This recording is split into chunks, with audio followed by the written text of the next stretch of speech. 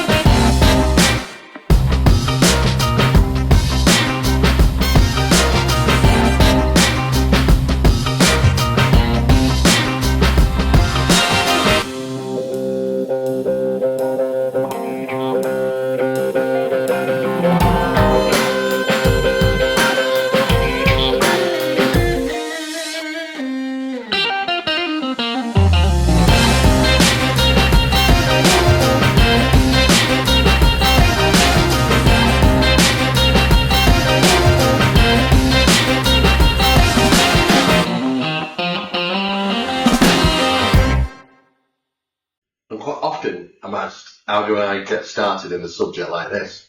People ask me all the time, how do we get more involved in things? And that's really down to the individual and how much time you have and how much dedication, because this subject consumes you. It really does. You might start off as a part-timer. By the end of it, you've enthralled into it full-time. It's very, very hard not to.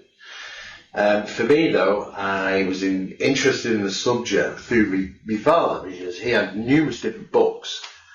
And I think when I was at school, I was reading Eric von Daniken's Chariots of the Gods, because I was interested back then, because I thought, wow, who's this Eric von Daniken, and of course I work with him now. So it's crazy how things work out, isn't it? But nevertheless, though, my first investigation, I want to actively get involved. So I kind of threw myself into a UFO case in Liverpool in 1983. That was my first case. And we're now 40 years on, and I'm still in it. I'm still here. I've learned a lot in my time, but then there's still so much more to learn. And it's an impossible task. If anybody comes into this subject thinking they're going to figure it all out, there is not enough a lifetime. You'll never do it. You just will not do it. But for me, I was really interested in the paranormal and ufological and ancient mysteries, anything really, and anything I'd usually consider a bit strange. Arthur C. Clarke, you know what I mean? The whole TV series. Anything I could get my teeth into, which is a bit strange. And I started doing some educational work in sciences. I did a behavioural psychology degree, and because I realised, obviously, you're dealing with people who claim to have seen strange things, and we've got to understand, how does the brain perceive that? How does the eyes perceive it? How do we cognate an incident? And that really is a big part of it, is how people experience that phenomena firsthand. And what their memory recall is of it. So psychology was definitely, on the books, needed to be done. And then I headed off into parapsychology work for quite a lot of years, numerous different courses, forensic parapsychology, experimental parapsychology. And I wanted to get into the experiment side of things. Course, because I wanted not only just to catch up where people have left off, because really from the days of the 1600s and the spiritual movement, things hadn't changed much, to be honest, mate. They just hadn't. I mean, we were static, and we kept regurgitating the same old stuff over and over again, and not really gaining any not gaining anything, not getting anywhere, just running around in circles trying to figure it out. And I thought, well, I really want to get into advancing the subject as much as I possibly can. So to do that, I have to climb out the box that we currently understand and get into other things. But of course, doing that work led me into people's experiences of alien abduction phenomena and UFO experiences. Because they're all experiences at the end of the day, even profound or not. So I was also interested in that, and I got involved in all sorts of things. Anything was open. Crop circles, gentry encounters, poltergeist hauntings, paranormal, the supernatural, demonological, and then of course all the UFO and the sub-subjects of ufology. Your alien abduction, alien implants, and all those sort of things. And into ancient mysteries, and obviously space anomalies. The whole shebang, really. So it was vast areas, which was definitely going to capture my interest. Manchester Library, used to go there, big central library. Exhausted of their book collection in literally 2 years. There was just nothing else for me to read there. And they hadn't fit. I was always looking and reading, trying to gather as much information, learn as much as I possibly can. But then the problem of that is that I was only learning what people's own views and opinions were of those authors. And they vary vastly. Still wasn't good enough for me, because I needed I needed to get out of the field of learning about what people may have experienced and what they believe they've experienced, to actually doing something myself, finding evidence myself. And that means I had to get into experimental research. And after a while, I ended up writing on the subject. Wrote for Woman, if you remember, what was it called? Woman's Own magazine. Oh yeah. Used to do a column in there, and then I did New Woman magazine, which was in America. I had quite a few articles in that. I think the last one I did for them was probably about maybe 15 years back, 20 years ago.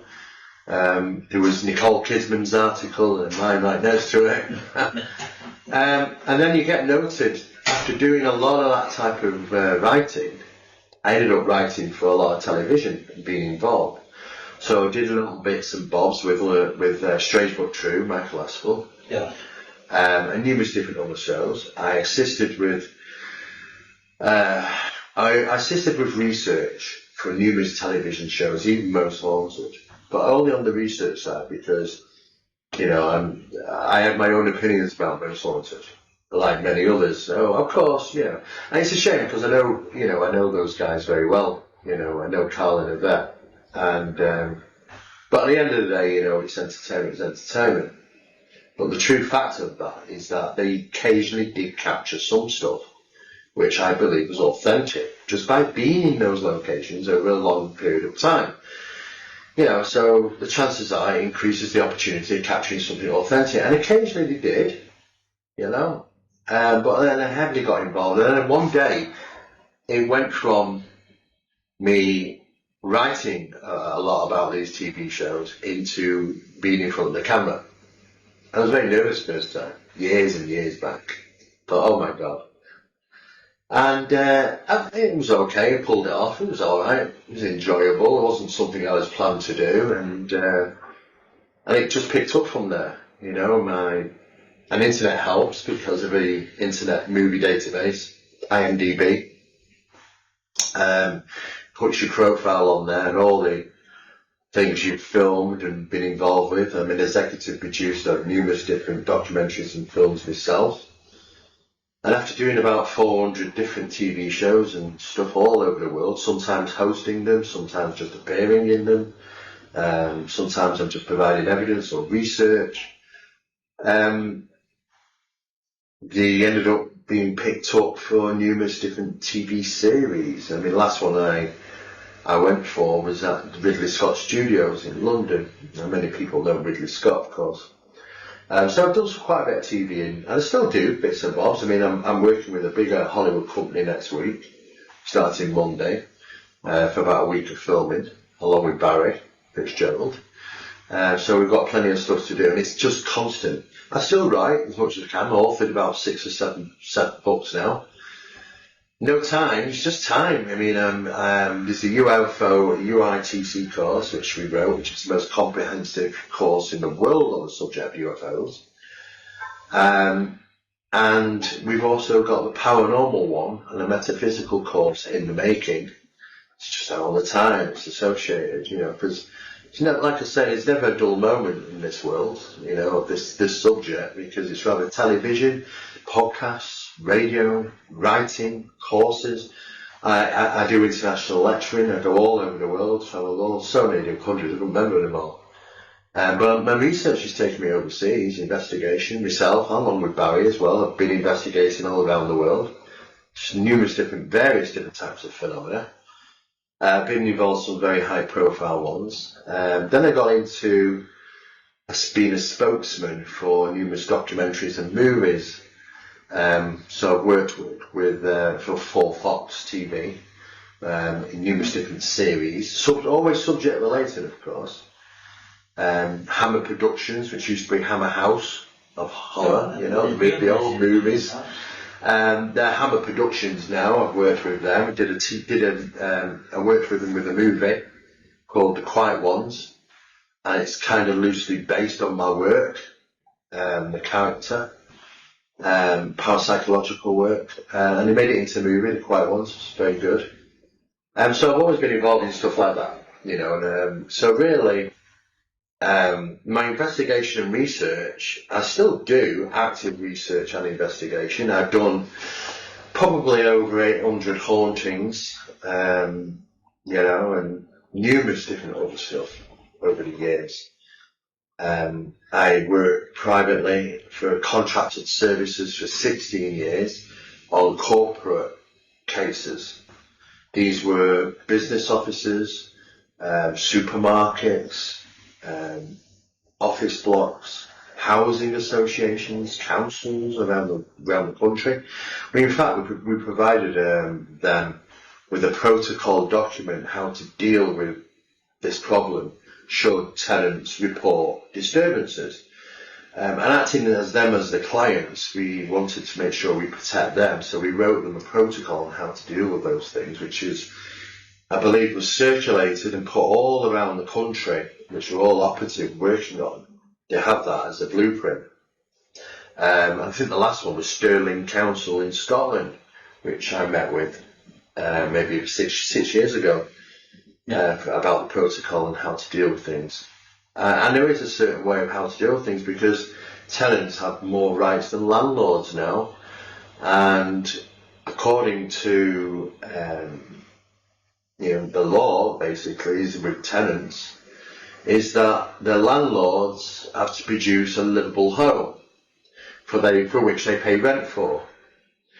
And if there are paranormal disturbances taking place, then they can say, well, you know what, I can't live in this house properly, I'm not paying the rent anymore. And that's a massive issue if you're a landlord, because you want to rent your home, but also you want to be able to control it so that there's no bad press, because you've still got to rent your homes at the end of the day. Yeah. So it's how it's all really dealt with. And I was picked up and put on a system by Manchester Public Relations Office. And I got involved in doing some very high-profile corporate cases, one of which was a Ministry of Defence building, and a couple of different companies I worked for.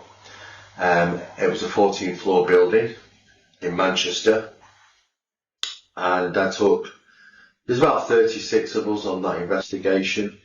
We initially had to pose as electrical engineers, so people didn't know exactly what we were doing when we were assessing the building. And there were some profound paranormal things taking place there. And the handover, security handover, when I say handover, you get security guards all 24/7 at those places. And you do your shift and then you hand over to somebody else, another security officer who does the night shift, and so on and so forth. But this handover, notes that go. So everything that you've experienced that day gets noted and handed over to the next staff. And they do the same thing. And they dropped a file on my desk, it was like this, of all the handover notes, pursuing paranormal phenomena, thinking that people have broken in so they go through a wall. It's equipment working of their own, sounds, images, all sorts of things taking place. And that's really fascinating to come. I mean, these are legitimate security guards thinking there's intruders. Yeah. But they're not living intruders in the sense that we know them. But nevertheless, they had to investigate in the same way. So the handover notes were very interesting. It was like a big thick pile of them. And once I did that case for them, they were very happy. They put me on some internal database and I was shared to other high-profile companies around the country, right up to Scotland, where I've been involved in corporate confidential cases. These aren't cases that go out in the press. They're dealt with. They don't want bad publicity. They don't want people to read about this thing. They don't want to put people off, working with them. So we keep it confidential. There's a CAP document. It's a confidentiality assurance policy. It runs for 10 years. If they don't renew it after 10 years, then we are allowed to disclose information. But most of them, those very high profile, will continue every 10 years to keep it under the CAP document, just to make sure that it is kept confidential. I've worked with the police. I've worked with CID in London, Southampton Police Association. Done a lot of work with them. I was also involved in big cat identification and paw print analysis, with scat analysis, fur analysis on some of these exotic cats. I worked with the Exotic Animal Register for many years. And those things do in the country. Since 76 and they brought in the Animal Act, Exotic Animal Act, it's stupid. They did something silly. When you have these amnesties where, in America, where they say, oh, just come and bring in a gun and just drop it in a box and walk away. We won't ask questions and that.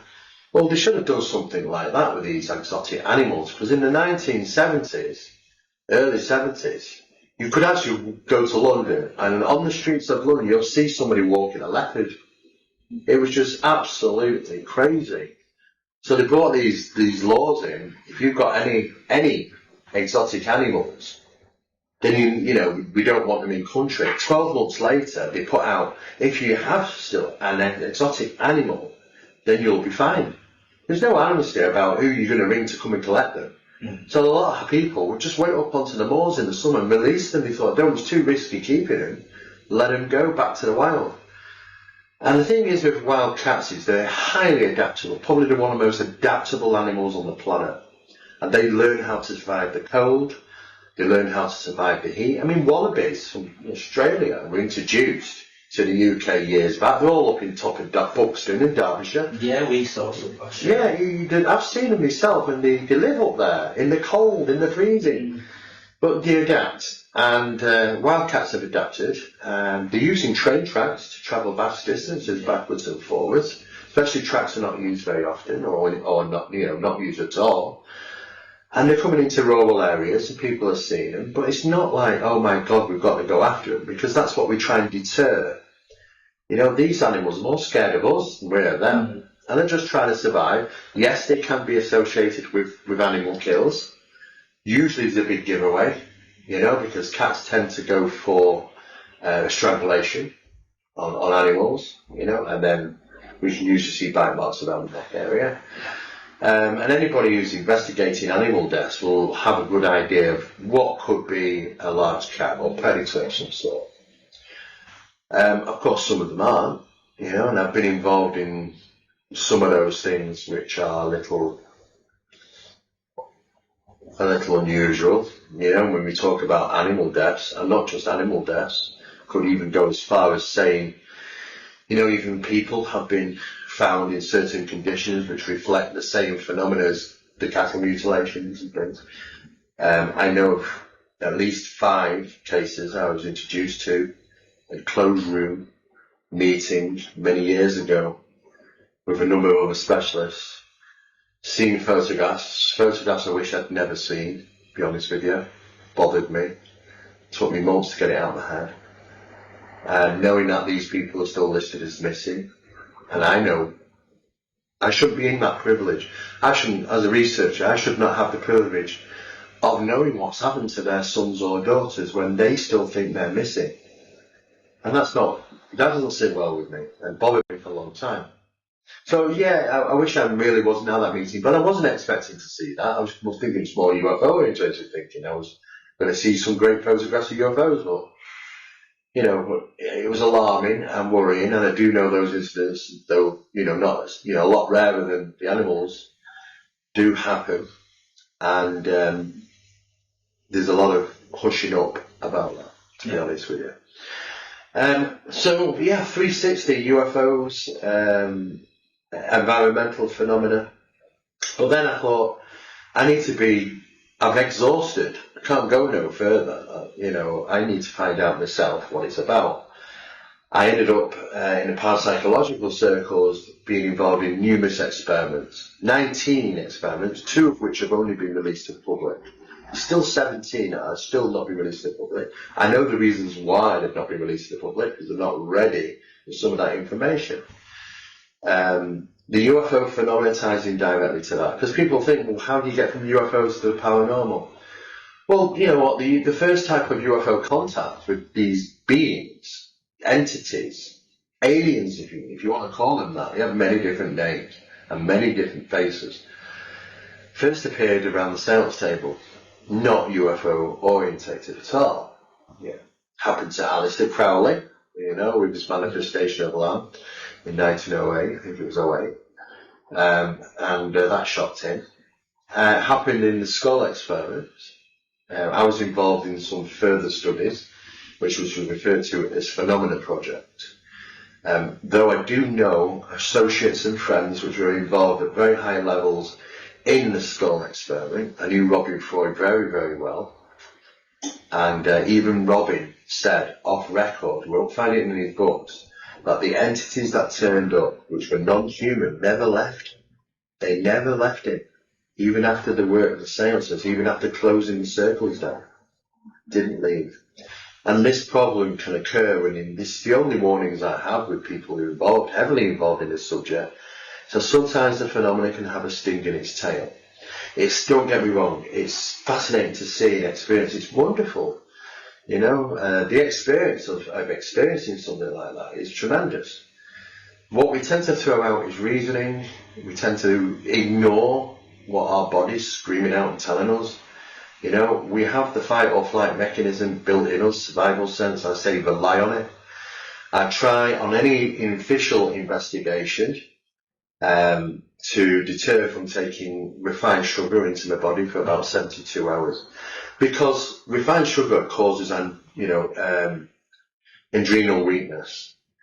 And it's poison. It's an addictive poison.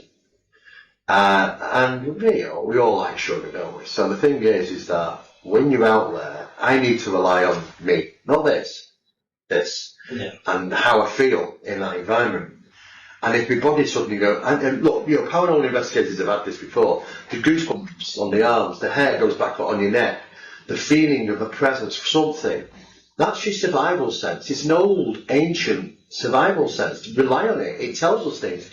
Because just because we can't see it, and just because we can't hear it, don't mean it's there. It could be right there, and just are the senses that we come to rely on don't get it. It's out of sight, it's out of hearing. But your body knows, you sense it, your body reacts. It's your skin, your biggest organ on your body, and Barry Fitzgerald will tell you this because he came to me informing me about how all that production works, is the fact that we have to rely on that mechanism to tell us to get the hell out of Dodge. And I'll be honest with you. Myself, you've got to have that. Myself and Barry have been on the ground in deserts around the world. Palm Springs was one that was up in the mountains in the desert. We knew we were going to experience phenomena there. We'd already tracked it geologically using satellites. We knew that it was manifesting. And I say manifesting, appearing, like a lot of UFOs do. And it appeared. Once we put cameras in the trunk, conscious connection, they're aware. Sometimes they don't want filming, sometimes they don't mind. Sometimes you're really lucky. Sometimes they won't do nothing. They won't even manifest. They'll see nothing until you put them away. So I always say part of your investigation is clear them, do a clear down. In other words, investigate with the equipment and investigate without it as well. Because some of these things do have that conscious connection with the observers. And as soon as we packed the cameras away, it appeared poof, just like switching on a light bulb. It was massive. beautiful colours, like welder's arcs. And we were transfixed, both of us. And it was only Barry who brought it to my attention. He said, you know, look behind. And they were already on the ground. They were already on the ground behind us. You know, did you sense that yourself? In a sense, we saw them. Well, I mean, I was totally locked. Because you were locked on them lights, you were... Totally. It's like magician's hand. It's like looking at this and not looking there. Yeah. It's a distraction. It's a glamour. They can glamour you. So basically you're like, oh, you know, rabbit in the headlights. Yeah. That sort of thing. You've got to be aware 360, because this is how manipulative this phenomenon can be. As soon as I realised that, we hot-tailed it out of there, and we did. And people say, you'd have to. No, I know that feeling. That feeling was dread. That feeling is, get the hell out of there. My body's telling me it doesn't like it, and rely on it. Not everybody has those experiences, you know, where they feel that. And fair enough, because there's a variety of different types of experiences. But if you do, be wary. Yeah. And I find it a bit addictive as well. Yeah, when you get them feelings, it is addictive. Oh God, it's like adrenaline. Yeah. It's very addictive.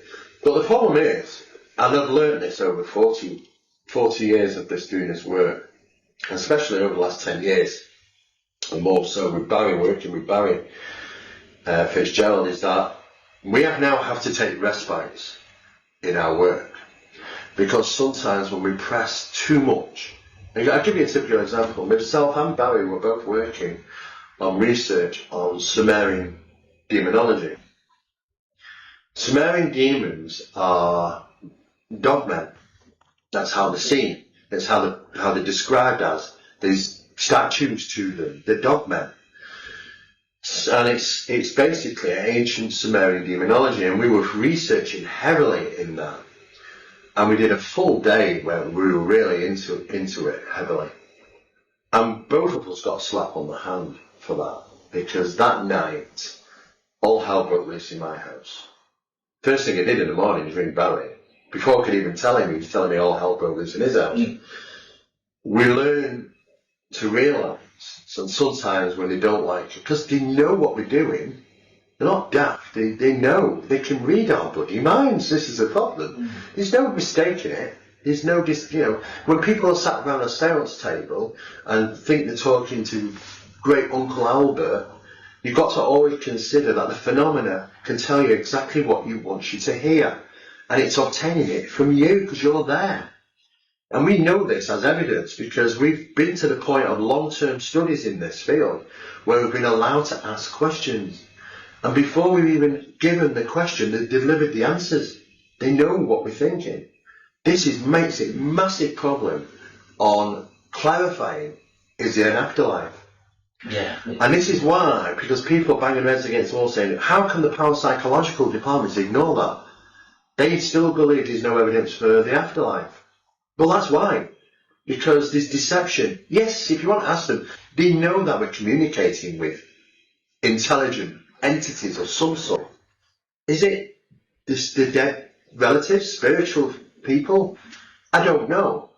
Maybe in some recorded sense they are, but some of these times, and most of the times from my experience, they're deceptive. And now we can go through a number of things that you can write down on a pad, and basically we can cause reaction. We know how to press their buttons to show their full colours. Some of them are very good.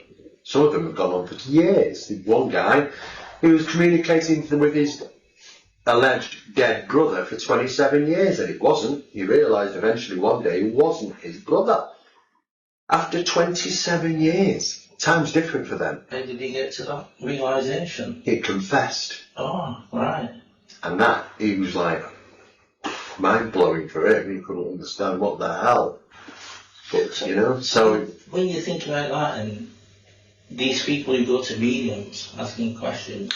Mediums are easily used by the phenomena. They can give that information to people who are a little bit more intuitive than others. Psychics, mediums, intuitives, call them what you will. And they can be used. They can be used as a puppet. And they will relay information. Doesn't mean that information is correct, Doesn't mean it's true. Doesn't mean it's coming from an authentic source. Because you can always obtain the information from the sitters. Yeah. And if you're going in there and you know everything about Uncle Albert, and suddenly she turns around and says, oh, well, they're saying that he used to like bowling and he used to do this and that, and you think, well, it's got to be in there. Mm. That's the problem. And we realise it doesn't just lie in the paranormal, it lies in the ufological world as well. Deception and manipulation of our perceptions. You know, it's the same thing.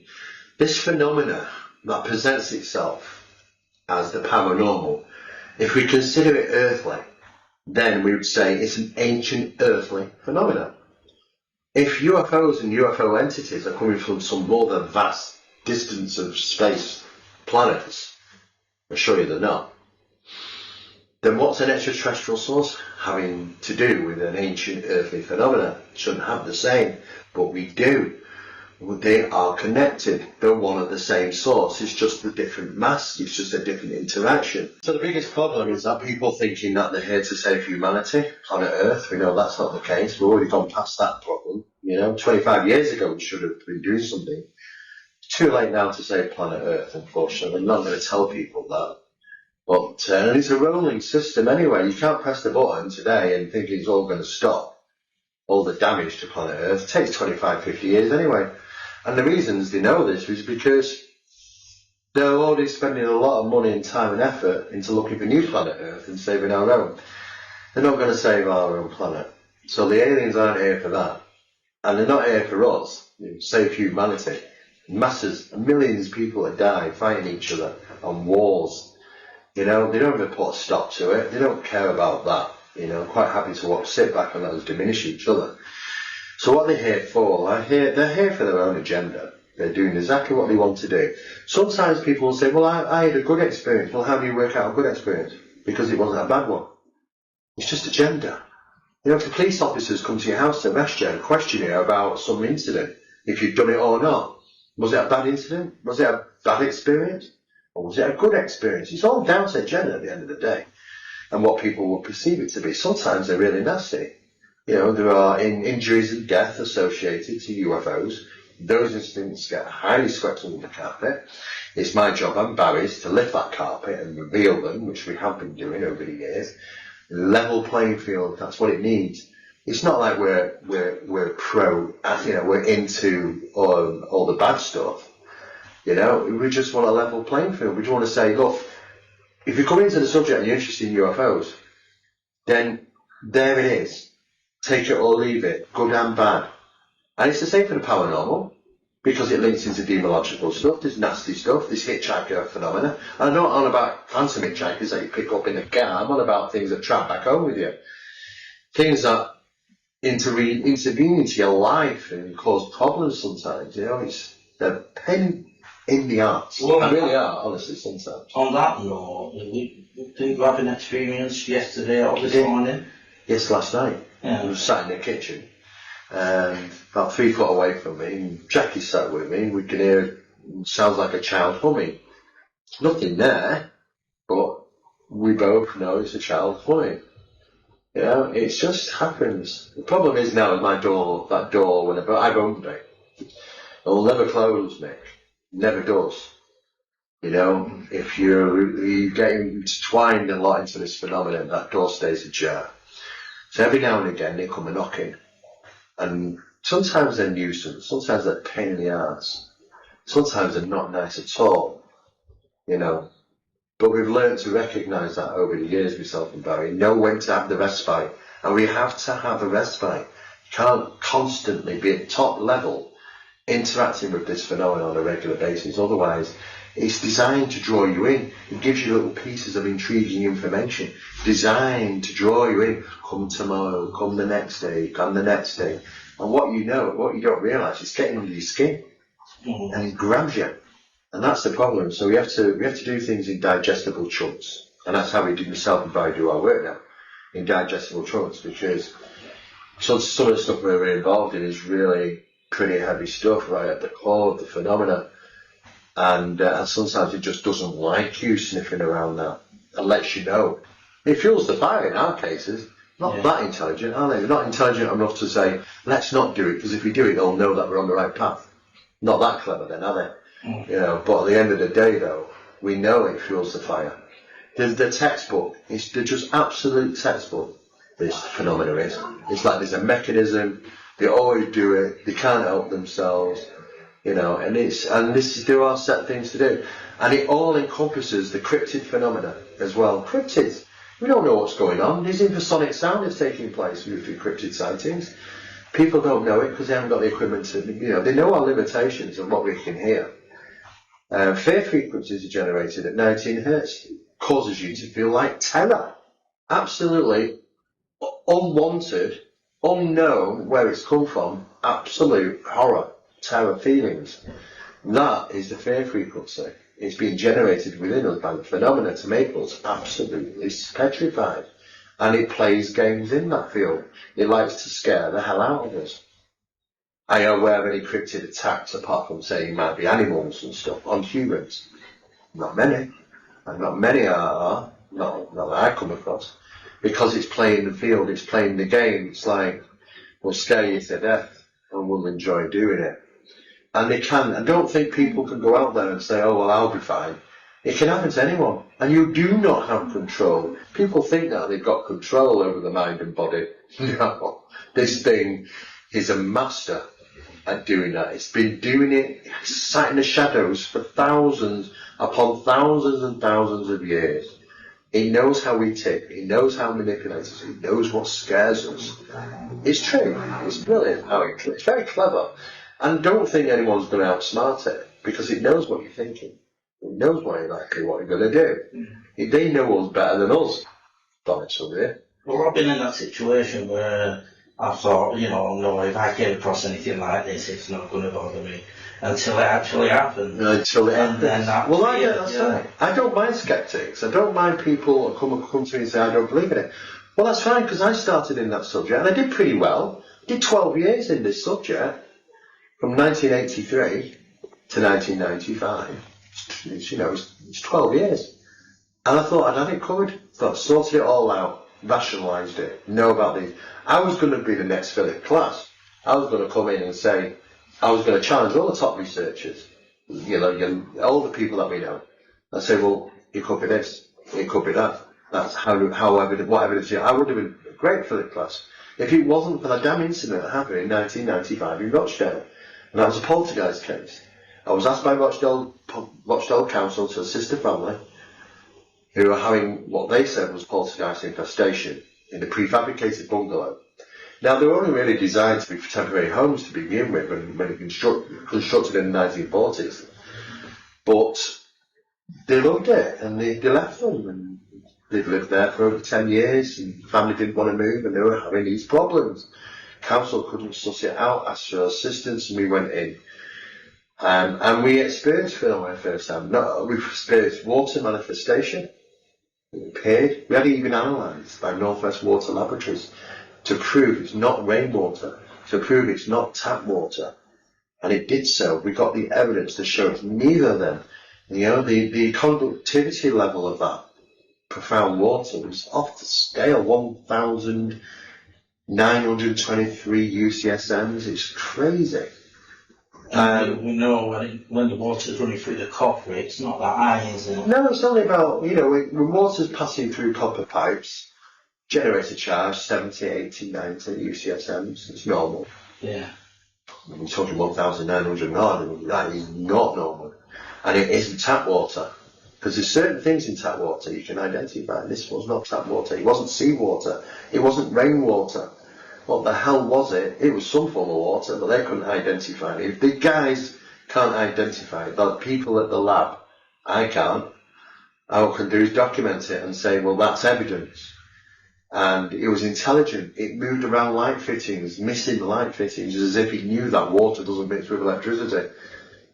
It was clever. It even formulates into the ceilings, and you it might have a downpour, heavy downpour of rain in the kitchen. It's crazy to see it. I saw the owner sat there on his stool with an umbrella up, sat in the kitchen, and it was hammering it down, mate. And I will never get over seeing that. I know. I remember you mentioned in the book how you remember looking at your tea as well. The droplets were that big, because there was milk. He was making me a cup of tea, and milk was on the side. There's a little bit of milk in it, and the droplets were so big, it was dropping into the milk, and the milk was jumping out. That's how big these droplets were, and it cleared up so fast. It was like it disappeared. Everything was soaked, but then it suddenly dried, and it soaked again and dried. It was just crazy. The family were relocated eventually, but what happened there was I was thumped in the back.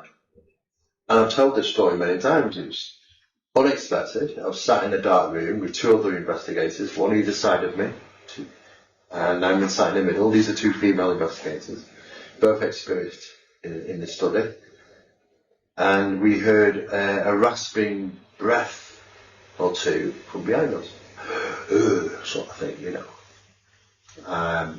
Of course, I looked to the right, and one of the investigators was looking at me, and you can clearly tell what's on her face. It's like, I'm not looking behind you, you're the man, you look behind me. And of course, this one was as well. So I thought, okay, now I have to step up, I'm the man here. What is the hell is that noise? And I literally turned around, and literally when my chin was over my shoulder, I got thumped, and thumped so hard. And I don't even remember how I got from here on top of the dresser table. Just don't remember. And I panicked. I'm not ashamed to say I ran. I did. I ran. And I ran out, down that hall, out the front door, and onto the front. And I was shaking. I was holding me back, because my back hurt when I got thumped. And that was it for me. I was out of this game. I was done. But that experience changed you, didn't it? Oh my God, that's the turning point. That was the turning point in my career in 1995. Because I thought, if that's real, and it has to be, how can you protect yourself against it? And it wasn't a job I wanted to do. And that's it, I'm out of it. I'm done. And the investigators were more interested in taking photographs of me back. I had a very large bruise. I was so big for about 3 weeks. But in hindsight, I'd also, you know, when I left school, I got into engineering, because I did a short stay for NATO as a contractor in RAF Wethersfield, in Essex, in telecommunications. But being an engineer, electrical engineer and telecommunication engineer, you know what it's like to get an electric shock. In fact, back in the day, I probably don't do it now, but back in the day they'd say touch that and you would actually get a whack. They say now never forget that, because this is in the safer days, and you know, rather than because we've got AC and DC, and one holds you to it, and then they thought, oh my God, if you get electrocuted, you can't let go. They thought, no, we need a repeller. So they changed it, you know, and of course it repels now. Yeah. And when I got thumped in the back, it was a physical thump, but I felt like, when I really thought about it, it was an electric shock as well. A powerful electric shock that threw me, and I'm a big guy, threw me 3 foot or so on top of the dresser. Yeah. It's holding me back. But when I thought about it, I thought it has to be an electric shock as well. So it is electrical. Well, it says within the water as well, and then that exactly. So it was all part and parcel of this phenomenon. That changed it for me. My life changed then into really heavily trying to figure out what all this makes. You know, how's it tick? And that opened up a study which was referred to as paranormal mechanics. How it works, pull it apart, look at the mechanism, what's happening, how does it do it, and it involves so much stuff that we were unaware of, you know, about how we consciously lock items when we watch them. I mean, quantum physicists are saying now, you know, for instance, you know, we know our living room at home exists, but it doesn't until we experience it. this is what quantum physicists are saying now. Reality around us doesn't exist until you experience it. And that's really strange, because you start getting into the double slit experiment and how electrons and things act differently when we watch them, observe them. They act differently. They bring into a meaning. They become meaning into our reality more so, in a sense. And we often ask about poltergeist phenomena. We say, well, you know what, why do things launch themselves when you take your eyes off them? You never do it when you watch them, because it's as if we quantum lock them into our space and time reality. We're stopping the phenomena from doing that, baby. So we take the eyes off, it starts to fling itself across the room. This is paranormal mechanics, and we got heavily involved in that study. And we're starting to learn things. We are actually at the forefront now, because there's nothing I can learn out there now from people writing about their experiences. It's just another stone to the mountain I've already got. I need to know how it ticks, pull it apart, analyse it, investigate it, advance the subject. And now there's some wonderful things out there, tools. Now we're using time displacement meters, DT meters. We're measuring displacement. We're measuring latency in time. Time's affected by phenomena, especially where it's manifested. Might be a short period of time, but it's registering on equipment. Gravitational wells, where manifestation takes place of various different phenomena. Two things in space and time can't exist together. Old Einstein's theory. Something has to give, and that's gravity. Even if I draw a hole like that, what's in it? Well, there's light waves, there's gravity, there's all sorts of things. Replace it. Something's got to give. Two things can't exist, same space and time, so therefore you end up with a gravitational void. A well, which is measurable by equipment. And we're finding all sorts of things which is slowly chipping away at this. We're constantly pecking at it, trying to find little bits and bobs, and we're doing okay. So we've gone from the background to the forefront now. We've got numerous scientific papers under Project Doorway, which is myself and Barry's work, which have been submitted, some being peer reviewed, some being released. And you get associated with certain circles for the work that you do, one of which is the Scientific Coalition of UAP Studies. Travis Taylor is part of that, Hal Pultoff, Eric Davis, numerous different authorities that worked closely with the government on some of these things. I'm a member of part of that circle, a member of think tanks. Yeah. And we're constantly chipping away trying to figure out how to advance the subject. And what we're realising is the world is not what we thought. There's a multitude of different things that people can experience. Now the phenomenon is intelligent. It knows if you're interested, it can stare back at you. It can interact. It's like they're saying it's staring abyss, it eventually stares back at you. That's what it does. If you do too much of that, the door leaves open slightly. So you have to learn living with little things like that in your life. Some people are usually okay, and it's usually minimum. If you get heavily involved like myself and Barry, then sometimes it's not good. It can go wrong, it can go bad, or it points us in a certain direction. It doesn't like us, slap us on the hand when we get too close, or doesn't like us prying around certain things. Do you ever feel as though it's tricking you into looking a different way? Of course. I mean, the problem is with looking at different... The manipulation of distraction is incredible. Yeah. And they know exactly what to do and how to make us do what we do. We're completely at their mercy. We talk about paralysis. Now, it could be a bedroom visitation by a shadowy apparition. People having paralysis. Same thing with UFO entities. With a light coming through the window, paralysis. Did they both possess the same ability to cause us paralysis? No, but they do both possess the ability to how to manipulate what's already within us. Every time we go to sleep at night, the REM process, rapid eye movement, that's our dream state. We spend all night in bed trying to get 20 minutes of it, I think. Sometimes we can sleep all night and still be tired in the morning because we've not had much REM, but we don't remember dreaming. And the fact is that whilst we're under that process of REM, the body does wonderful things. It's called input blockade and output blockade, and it causes paralysis. Stops us from hearing things. Makes us really deep into what we refer to as the dream process without interruption. All they have to do is manipulate the electronic signals in our brain to induce the same thing. It's already in us. You want paralysis? There you go. It's the same thing.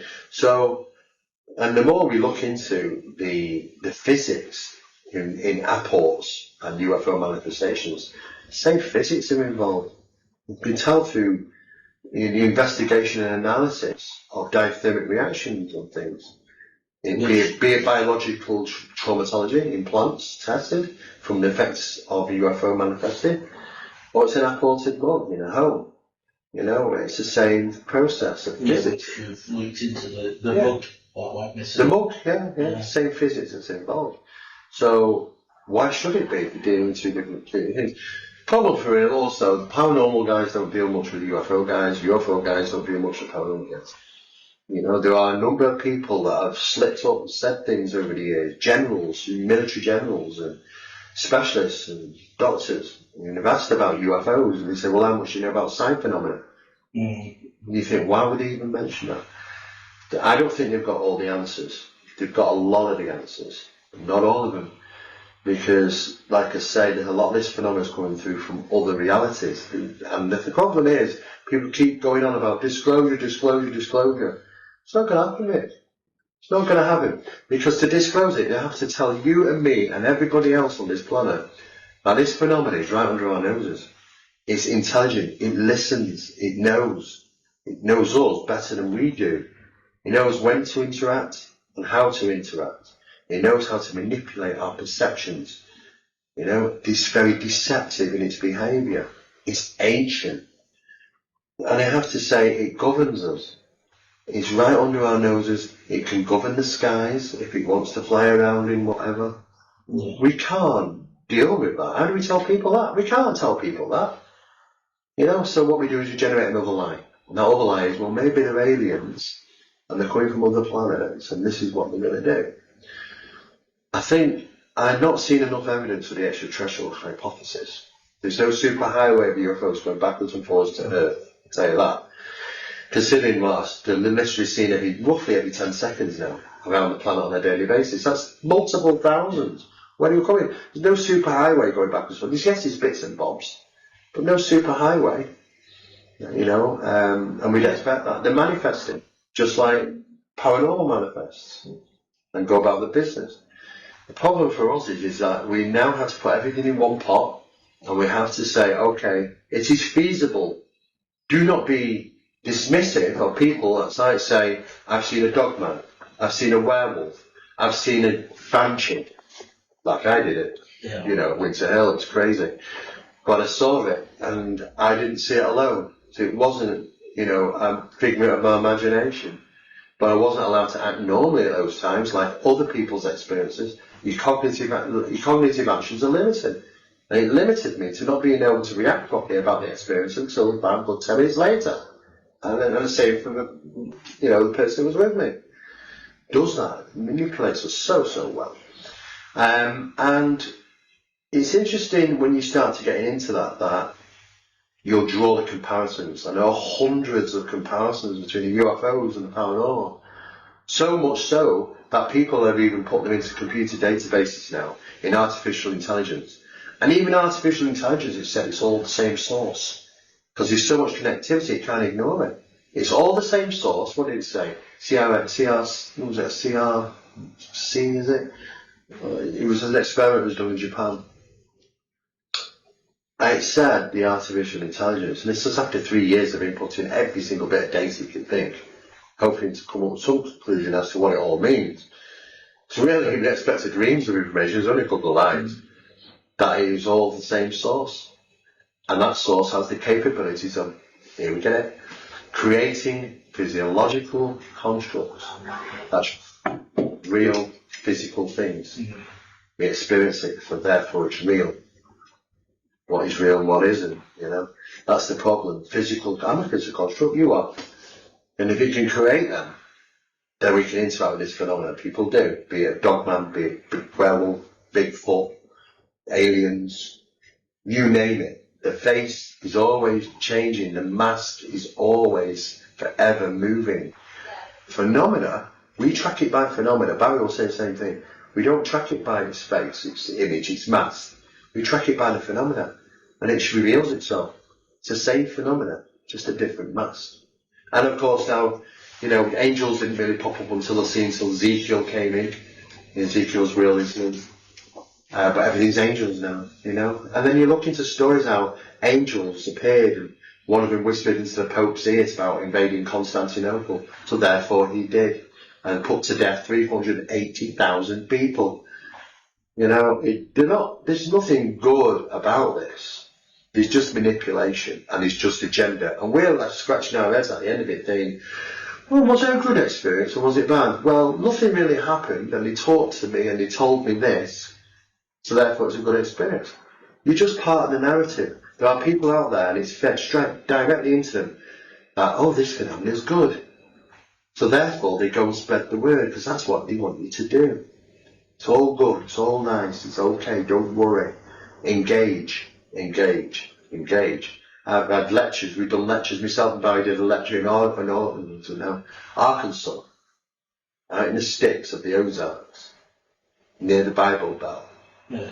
When we lectured, we never get a second invite, and we don't expect to, because half the audience were in tears. There were people crying, physically crying, saying, I've introduced this phenomenon to my 12-year-old daughter. Hello? Why the hell would you do that? Because it's manipulation. There's a war going on, and we're not doing great, to be honest with you. You know, it's a lot against us. And we are completely and utterly at its mercy. And the reason being is because we've lost touch with ourselves, humanity. The poisons we drink, plastic bottles, why are they not in glass anymore? Yeah. Because the plastic will leak chemicals into the water. Why has water got a sell-by date on? It's been flowing down mountains for millions of years. Sell-by date. Chemicals. We eat them, we drink them, we breathe them. And what does it do? It limits our abilities to understand the environment and realities around us. Our ancient ancestors were amazing. They could hear planet Earth, like around 7 hertz. They knew they could hear range into the infrasonics. You know, they could feel the energies. They knew about realities around them and interacted with phenomena. We can't. We're dead in the water. And something has kept us that way for a long time, poisoning us and limiting us. You know, you've got to get away. To get away from that, then you'll become a better person in understanding the reality around us. Yeah. And that's where all this lies, mate. All around us. Like you were saying earlier on about sugars, I mean, we've stopped having sugar. We don't have salts, you know. Don't have sugar at all. We've changed our habit of eating. Well, yeah, because you know what, I mean, you know, my weight goes up and down. You can always tell when I'm researching, because I lose a lot of weight because I'm out on the road and out in the mountains and out in the desert. Sat around the computer for 12 months doing research and stuff, and you just eat. But I eat fatty foods. It's not like sugar, it's the fatty foods, and you put weight on. That's not a problem. There's no problem in eating fatty foods and putting weight. It's about what sugar is doing to us. It takes away our only chance to survive an incident if we don't want to have that incident. And we literally have discernment 20 seconds. The phenomena, paranormal, cryptid and ufological, can grab hold of us within 20 seconds. And then we are not in complete control. We think we are. We think we are. We think, oh yes, we were in control. We know. No, we're not. And how do we know?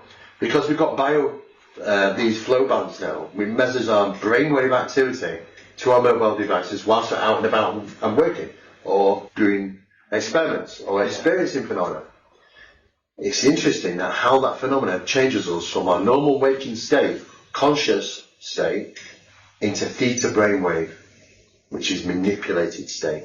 In other words, it's like when you're kind of semi-hypnotic, you know, or you're kind of drifting in and out of sleep. How manipulative is that? It's switched, and it shouldn't happen in our conscious awareness, but it does, and we didn't even know it was happening. You wouldn't know it's happening. You're just like, oh, but you don't realise it's just gone 20 seconds, there's the Bluetooth pairing, it's what you call the conscious connection. Oh, now we're paired, control it. Control it, takes your brainwave sample, change it completely into a manipulative state. Now you're ours. Now we can make you see what we want you to see. Now we can get you to hear what we want you to hear. We can physically manipulate you. You won't have proper good understanding. Your cognitive actions are going to be conceitedly really down limited. You're not going to be able to function. You won't even know. You think you're in control, and you're not. But that's the best thing for it. Because they know that you'll think you're in control. It's perfect. It's frustratingly perfect. And this is what they do. And they'll go about their business doing the craziest of things. Interacting, letting people see them as chimeras and dogmen and werewolves and things. Those things are ancient. They're still present even today. It's the phenomena just changing and masking, interplaying with us. So really, there is a word of warning for anybody who's going to get into this subject. Be it power, it doesn't have to be. You don't think there's a divide, because that's been done purposely. It's called compartmentalisation. The government does it. That's keeping the paranormal guys in their quarter, and the UFO guys in their quarter, the metaphysical, the supernatural, the demological, and everything else in their quarters, in their boxes. Tear the boxes down, because that's where you're by incorporating all those things, you start to get a bigger picture. Because you're looking for pieces of a puzzle. It's not even in your camp, it's in their camp. You have to bring them together. Tear down the boxes, get rid of the compartmentalisation, and then you start to realise what the hell's going on here. There is always word of warnings, yes. You've got to pace yourself sometimes, don't get too involved. Don't get pally with this phenomenon. It's not your friend. Don't think it ever, mistake it, like this is your friend and it's a pal. It isn't. It can pretend to be so. And I think really what's the main point is, obviously, because the phenomenon is not what we've been thinking it represents, or what we've been told, or what we thought we've learned, because we're so manipulated right down to the core, that manipulates even people to tell you the wrong stuff. You know, we learn back and say, well, I know because I read this book and this person was a professor, and well, how do you know it wasn't manipulated? Problem after problem after problem. As soon as you eventually one day, you see through the veil of this, and it clicks, you kind of go, bloody hell, I know what they're doing, I know how it works. Now it's a matter of proving so. Paranormal mechanics is a study that does that for us. But, yeah, there's always a word of warning being involved. Don't get too heavily involved. Pace yourself doing bits and bobs. Don't forget about this conscious connection with this phenomena. It can switch our brain waves off in, a normal waking brainwave into theta wave within 20 seconds. Might even be faster. We know we've measured it at 20 seconds by using, the bioflow bands which we put on our head. Measures your brainwave activity to your mobile phone device on the go, mobile. So we can see you wouldn't even know. You're experiencing it, and all of a sudden you're in theta. And that theta is like hypnosis, it's like hypnagogic, hypnopompic, it's like in and out of dreaming, it's like being in hypnosis, you're easily manipulated, your perceptions, all sorts, even your physical things, you're manipulated so easy. Our cognitive actions are mental. That is taking hold of you after Bluetooth pairing, that conscious connection with the phenomena, be it an entity on the ground, dogman, UFO in the sky, entities of all types and shells. Even in the paranormal and numerological world, same thing. First time you ever reported sulfur? Demons. Was it though? Was it associated with UFOs? Think about it. Sulfur, sulfur, sulfur. There are so many little clues along the way. On these people to put them together and work it out. When they do, they'll realise they can't stand in a paranormal box. It's impossible. You've got to stand in it all. And I thought, it was just a piece of pie. And it's not. It's a whole bloody thing. The whole thing is one. It's all together.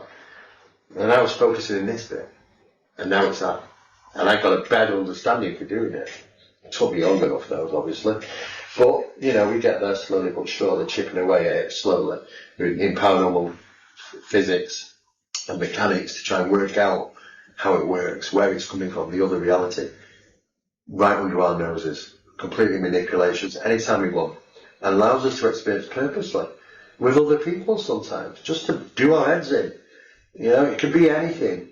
Be a giant bunny sat in the middle of your road. So trying to figure out this phenomena is very, very difficult. It consists of so many different things. But because we are slowly getting there, putting little pieces of the puzzle together, there are numerous different places you can find out that. One of the biggest studies that we're involved in, myself and Barry, is Project Doorway. Many people know about it. I've lectured on it. There's still a lot more to lecture on it. There's a series of videos out on one of our YouTube channels, which is UAMN TV. And under Project Doorway, the heading, and there's numerous different episodes. There's more to come as well. Yeah, just having the time putting them together. Episode 7 is heavily into the paranormal. Some of the evidence, visual evidence and stuff, which was interesting. There is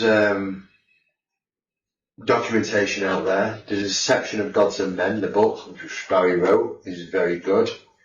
It puts it into perspective about the deception that is used. It goes back a long, long, long way.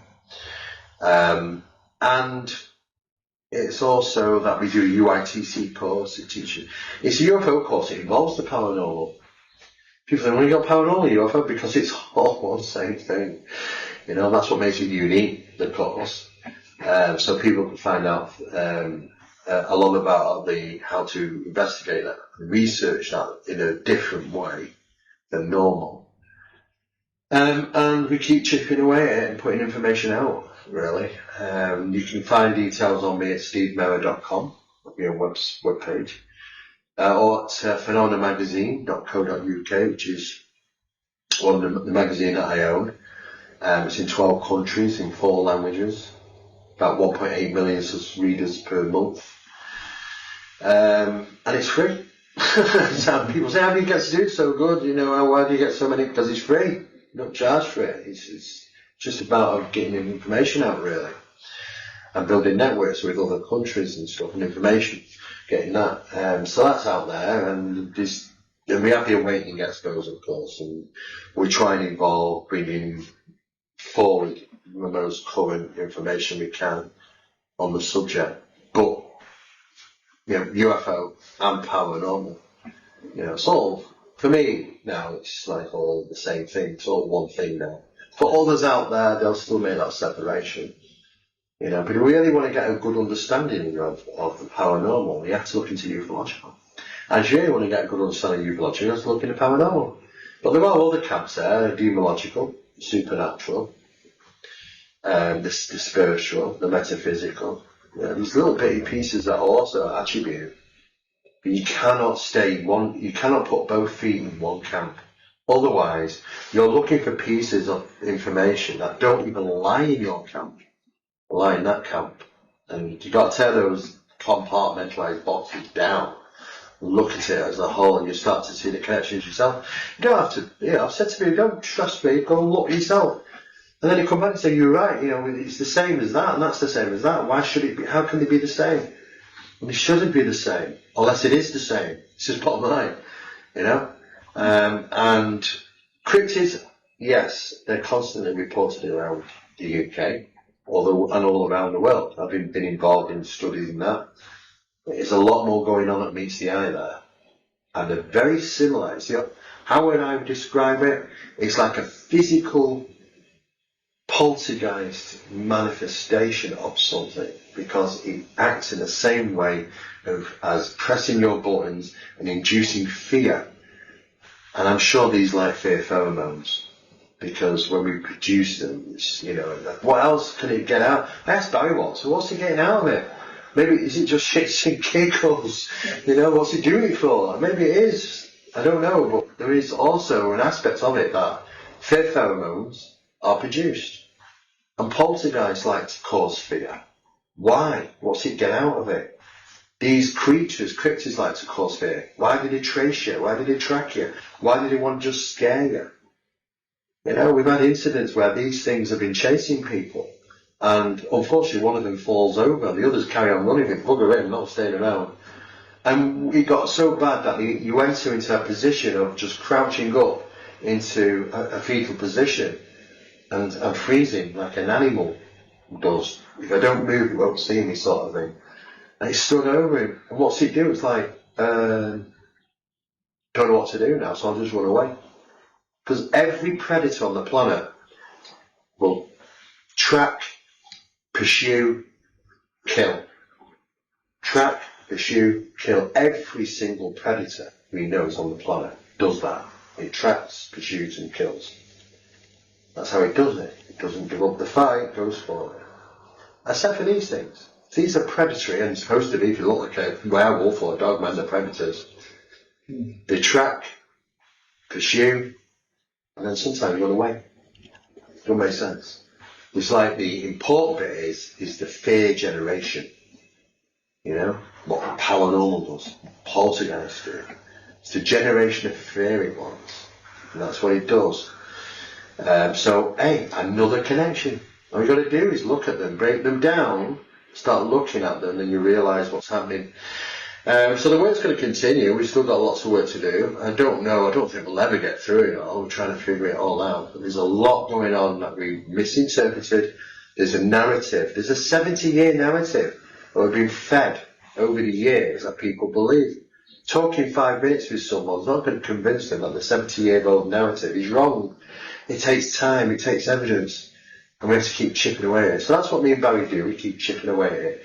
But there is phenomena, it's all around us. But there are key locations geologically that seem to hide phenomena. Winter Hill location, UFOs, the paranormal, banshees, dogmen, werewolf type creatures, gentry type creatures, balls of light, witchcraft, supernatural presence, call it what you will, even time displacements and apparitions. Winter Hill's got it all. It's just a matter of being in the right place at the right time. But when that phenomenon discharges, you'll experience it as a real physical experience. And then you're left with trying to figure out afterwards.